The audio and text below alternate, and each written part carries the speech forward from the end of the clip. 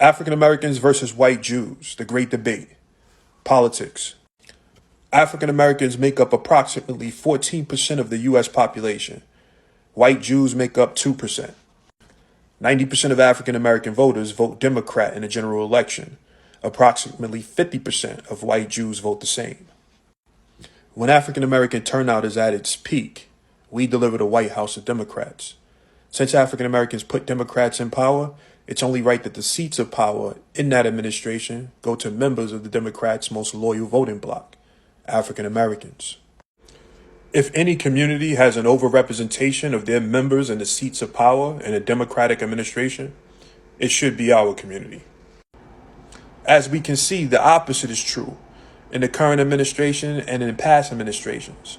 After African Americans deliver the White House to Democrats, we're pushed aside, and members of the white Jewish voting bloc are given an overrepresentation in the seats of power of government.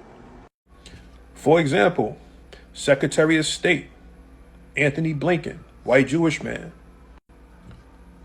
Chief of Staff of the White House, Ron Klain, white Jewish man.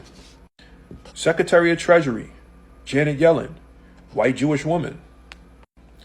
Secretary of Department of Homeland Security, Alejandro Mayorkas, white Jewish man. Director of the CDC, Rochelle Walensky, white Jewish woman. Secretary of Health and Human Services, white Jewish transgender woman, Rachel Levin. Department of Justice, Attorney General, Merrick Garland, white Jewish man. And so many more of the subordinate deputy secretary positions under these people, where policy is actually written and enforced. We see this inequity of power and overrepresentation of authority every time we deliver the White House to Democrats. Now, this is just one gross example of the exploitation of African Americans by members of the white Jewish community that Kyrie Irving and Kanye West has recently called out.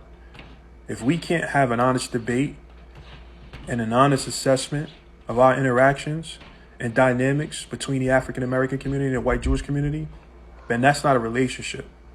That's tyranny.